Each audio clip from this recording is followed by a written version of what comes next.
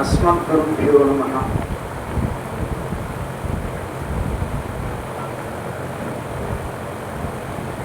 తిరునక్షత్రం స్వామివారిది ఎప్పుడు వస్తుందా అని సంవత్సరం నుంచి ఎదురు చూస్తున్నాం. శత జయంతి మహోత్సవాలు జరుపుకోవడం కోసం. ఆ శత జయంతి మహోత్సవాలు రానే వచ్చాయి, వెళ్ళిపోతున్నాయి. స్వామి యొక్క అనుగ్రహాన్ని మనం అందరం కడుపు నిండుగా స్వీకరించి మనం వెళ్ళగలుగుతున్నాం. మళ్ళీ వచ్చే సంవత్సరం తిరునక్షత్రం దాకా మనం అందరం నిలబడటం కోసం ఎప్పటికప్పుడు రీఫిల్ చేసుకుంటూనే ఉండాలి. అలా చేసుకోవడం ఆచార్యుల యొక్క అనుగ్రహాన్ని నిరంతరము కూడాను పొందుతూ ఉంటేనే తప్ప మనం అందరం నిలబడలేము. భగవద్ అనుగ్రహం ఉన్నప్పటికీ ఆచార్య అనుగ్రహం లేకపోతే పరిపూర్తి లేదు కనుక ఆచార్య కటాక్షం ప్రధానమైంది కనుక మనం అందరం కూడాను ఆచార్య కటాక్షాన్ని ఈ 3 రోజుల పాటుగా పొందినటువంటిది ఏదైతే ఉందో అది చాలా జాగ్రత్తగా దాచుకొని మరీ వెళ్ళాలి మనం అందరం. అదే మనకి ప్రసాదం. అలాంటి ఆ ప్రసాద రూపంగా ఆచార్య కటాక్షాన్ని పొందినటువంటి మనం అందరం కూడాను ధన్యులమయ్యాం.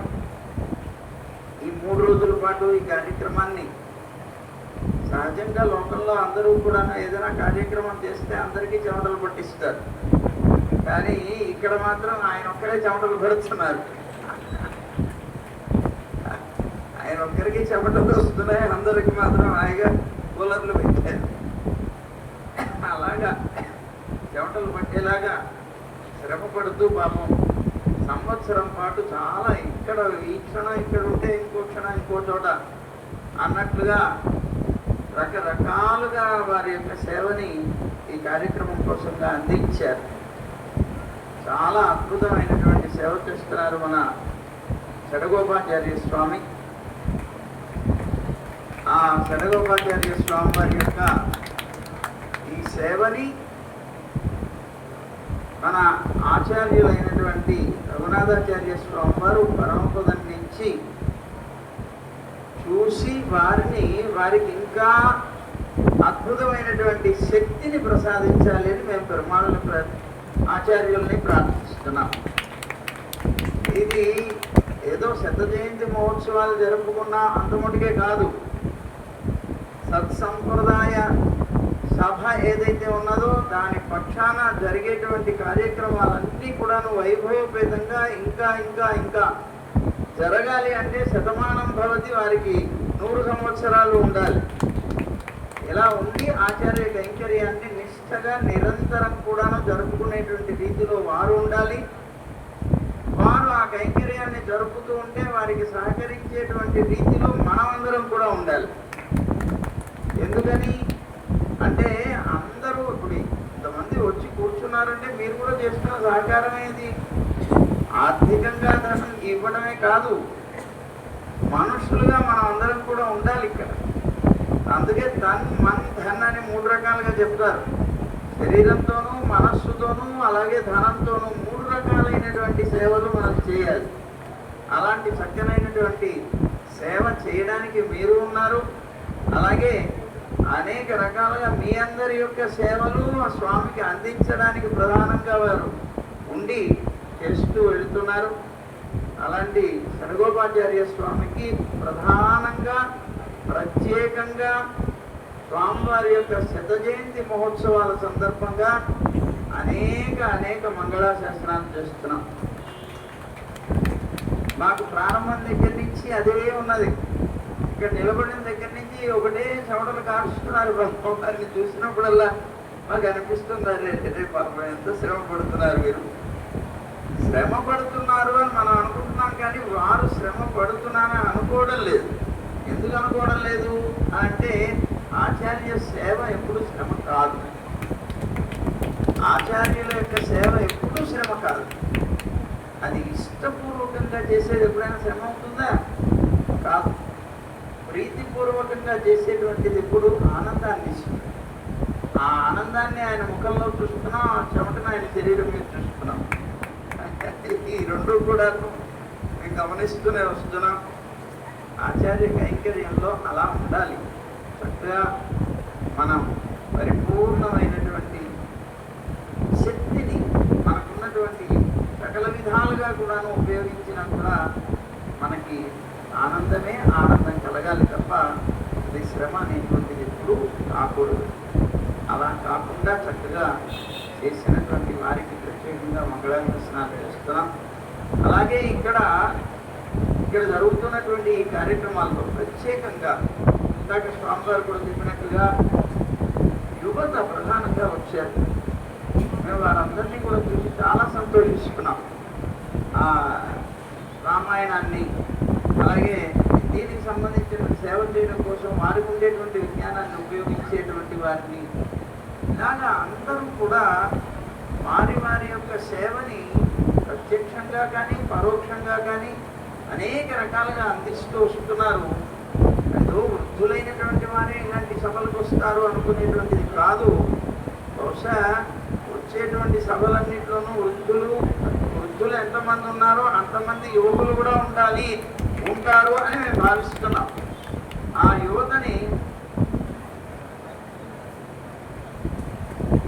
యువతని తీసుకొచ్చేటువంటి బాధ్యతను కూడా ఇదిగో ఈ యువతకి అందరికీ కూడాను మేము ఈవేళ ఒప్పగిస్తున్నాం. కారణం ఏంటి అంటే యథార్థంగా యువత ఉన్నప్పుడే మన సంప్రదాయం నిలబడుతుంది. కారణం ఏమిటి? తరతరాలకి అందించేటువంటి వారి ఇప్పుడు కావలసినటువంటి వారి యువతే. వీరు మళ్ళీ తరాలకి అందించగలుగుతారు. అందించగలగాలి అంటే వాళ్ళని తీసుకుని రావాలి.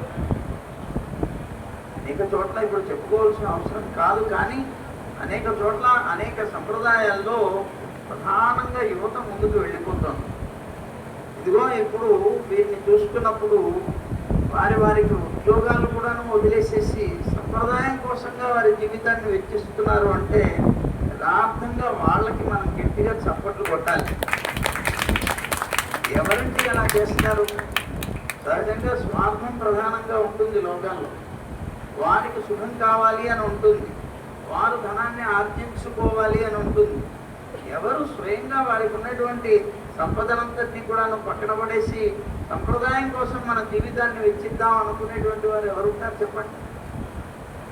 యథార్థంగా అలాంటి వాళ్ళు నిజంగా మనకు కావాల్సిన వారు. అలాంటి వీళ్ళ యొక్క సంఖ్య ఇంకా పెరగాలి. అలా పెంచేటువంటి బాధ్యత కూడా వారు తీసుకోవాలి. తీసుకొని ఇలాంటి వాటికి ప్రధానంగా వాళ్ళని ప్రోత్సహిస్తూ విని ధరించడమే కాదు, మళ్ళీ వాళ్ళు ఒక 10 మందిని తయారు చేసేటువంటి రీతిలో కూడా కావాలి. ఈ సత్సంప్రదాయ సభకి మా ప్రత్యేకంగా ఒక విన్నపం ఏంటి అంటే, రఘునాథాచార్య స్వామి వారికే విన్నపం అనుకోండి. ఏమిటి అంటే, సభ పక్షాన శిబిరాలు పెట్టాలి. ప్రధానంగా కొంతమందిని తయారు చేయాలి. ప్రత్యేకంగా సంప్రదాయస్తులైనటువంటి వైష్ణవుల్ని కొంతమందిని ప్రధానంగా తీసుకొని పెద్దలైనటువంటి మన స్వామి సింగరాచార్య స్వామి వారు, లేకపోతే మన సముద్రాల వెంకట రంగరామానుజాచార్య స్వామి వారు, ఎవరైతే పెద్దలైతే ఉన్నారో వాళ్ళందరి ద్వారా వాళ్ళందరికీ కొద్దిగా శిక్షణ ఇప్పించాలి. ఎందుకు అంటే వీళ్ళ రోజుల్లో చాలా మందికి సంప్రదాయం ఏమిటి అనేటువంటిది కూడా తెలియకుండా పోతుంది. సో మన సంప్రదాయం ఏమిటి, మనం ఎక్కడున్నాం, మన పరిస్థితి ఏంటి, మన యొక్క దీనికోసం అని డ్రైవర్లు ఎంత కష్టపడ్డారు, ఆ రోజుల్లో ఎంత శ్రమ చేశారు.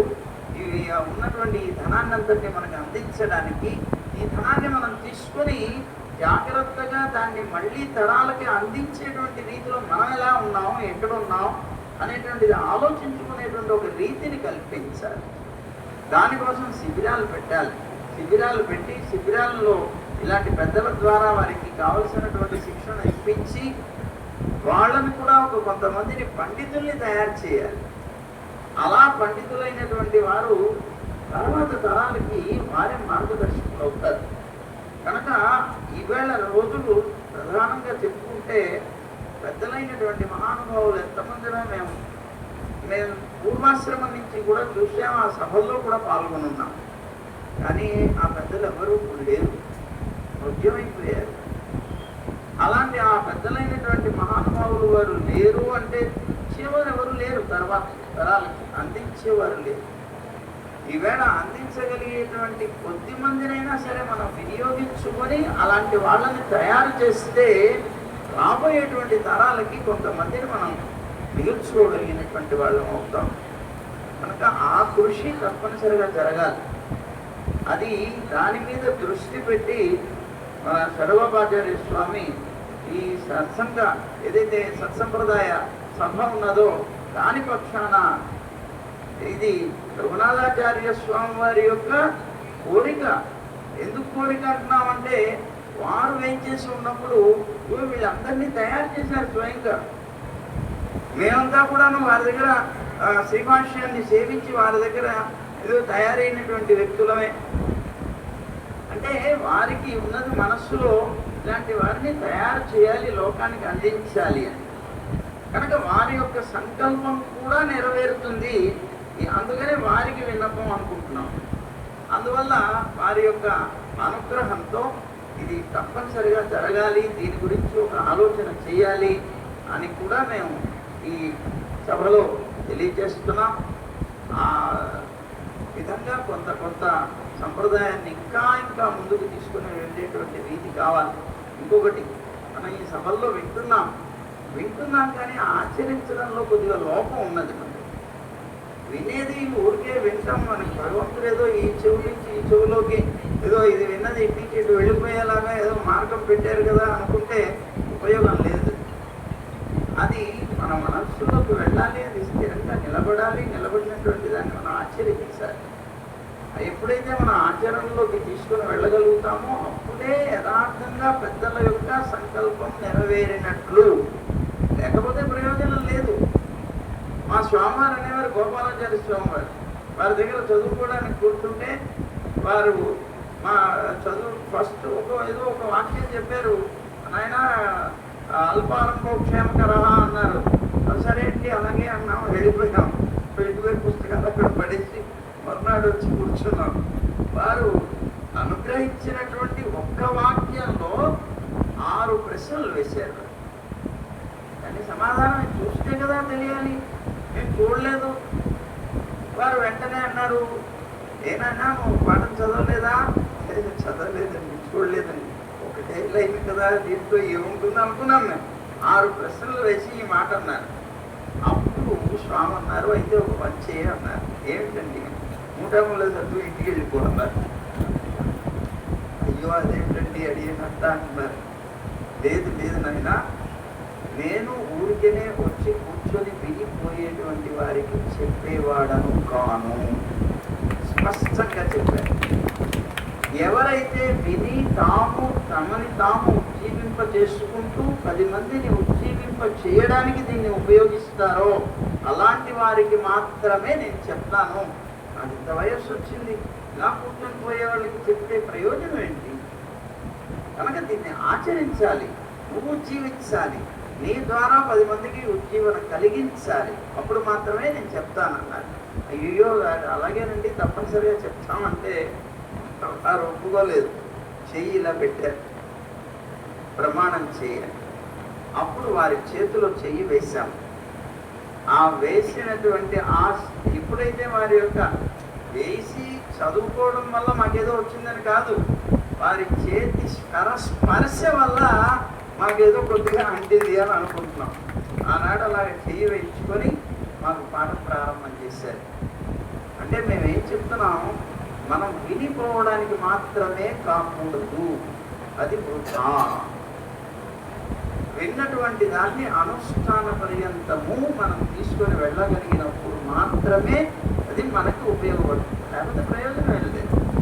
అందువల్ల యువతతో పాటుగా మీరందరూ కూడా ప్రత్యేకంగా ఇలాంటి సభల్లో పెద్దలందరూ కూడా ఇచ్చేటువంటి శ్రీ సూక్తుల్ని విని వాటిని ఆచరించేటువంటి ప్రయత్నం చేయండి అని మీ అందరినీ కూడా మేము కోరుతున్నాం. ఈ సభకి ప్రత్యేకంగా అనేక మంగళాశాసనాలు చేస్తున్నాం. ఈ సత్సంప్రదాయ సభకి ప్రధానంగా అధ్యక్షులై ఉన్నటువంటి వారు వరదారెడ్డి గారు, సుమతి రెడ్డి గారు. ఆ దంపతులు చేస్తున్నటువంటి కృషి చాలా గొప్పది. వారు రఘునాథాచార్య స్వామి వారి యొక్క పరిపూర్ణమైనటువంటి అనుగ్రహానికి పాత్రులయ్యారు. పాత్రులైనటువంటి వారు ప్రత్యేకంగా వారి ఆ బడిలో గుడి కట్టారు. బడిలో గుడి కట్టి ఆ గుడిని ఎక్కడ ఏ విధమైనటువంటి లోపం లేకుండా నిరంతరం దాని గురించి తప్పిస్తూ దానికి అక్కడ కైంకర్యాలన్నీ కూడా జరిపిస్తూ వస్తున్నారు. రావడమే కాకుండా స్వామి వారి యొక్క అభీష్టం ఏదైతే ఉన్నదో అది చక్కగా జరగాలి అంటే కావలసినటువంటి అనేక రకాలైనటువంటి సేవలు, ఆర్థికంగా కానివ్వండి, ఇతరత్ర కానివ్వండి, అనేక రకాలైనటువంటి కైంకర్యాలు వారు చేసుకుంటూ వెళుతున్నారు. వారు అధ్యక్షులై ఉన్నారు. ఆ అధ్యక్షులై ఉన్నటువంటి వరదారెడ్డి గారు, అలాగే సుమతి రెడ్డి గారికి కూడా ప్రత్యేకంగా ఈ సభలో అనేక మంగళాశాసనాలు చేస్తున్నాం. వారి యొక్క ఆరోగ్యం పరిపూర్ణమై ఉండాలి, చక్కగా ఆయుష్ ఉండాలి. అలా ఆయుష్ ఉండి ఇలాంటి కార్యక్రమాలకి వారు వెన్నుదన్నుగా ఉండాలి అని మంగళాశాసనం చేస్తున్నాం. అలాగే పాపం మీరు చాలా ఆలస్యం అయిపోయింది, మేము కూడా ఆలస్యం చేస్తున్నాం. నేను 2 రోజులు చెప్పాను కదా ఇవాళ వద్దండి అంటే ఒప్పుకోలేదు. సరే, మొత్తం మీద మైకు పట్టుకుంటే ఏముండో ఆకర్షణ తెలియదు. ఇవాళ మీ అందరూ కూడా గుర్తుపెట్టుకోండి, ఇవాళ జరుగుతున్నటువంటిది మన జీవితంలోనే ఒక అద్భుతమైనటువంటి ఘట్టం. ఈ ఘట్టాన్ని మనం మర్చిపోకుండా చక్కగా జ్ఞాపకం పెట్టుకొని మనం అందరం కూడా ముందుకు వెళదాం. ఆచార్యుల యొక్క మనస్సుకి ఆనందం కలిగిద్దాం. వారి ముఖ వికాసం, మనకి ఏమొస్తుంది ఏమి రాదు పక్కన పడేస్తుంటాం. వారి యొక్క ముఖానికి వికాసం కలిగితే చాలు మనం చేసే కర్మ. ఆచార్యులు ఎప్పుడు వారు కోరుకునేది ఏంటి? వారు చెప్పినటువంటిది పాటిస్తున్నారా లేదా, వారు చెప్పినటువంటి మార్గంలో నడుస్తున్నారా లేదా, ఆచార్యులకి అదే ముఖ వికాసం. మనం కనుక అలా నడవగలిగితే వారికి నిజంగానూ మనం కృతజ్ఞతలు చెప్పుకున్నట్లే ఈ కార్యక్రమం ద్వారా. కనుక అందరూ అది గుర్తుపెట్టుకొని చక్కగా మనం అందరం ముందుకు వెళ్దాం. ఈ సభా పక్షాన అనేక రకాల కార్యక్రమాలు జరుపుకుంటూ వెళ్దాం.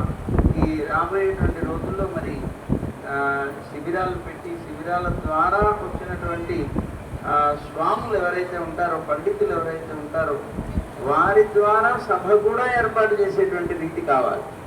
ఆ విధమైనటువంటి రీతిలో ముందుకు వెళ్ళాలి అని కూడా నేను కోరుకుంటూ, జై గోవింద. స్వామివారి శ్రీచరణ సన్నిధిలో శాస్త్రానికి ప్రణామాలు సమర్పిస్తూ ఒక మాట.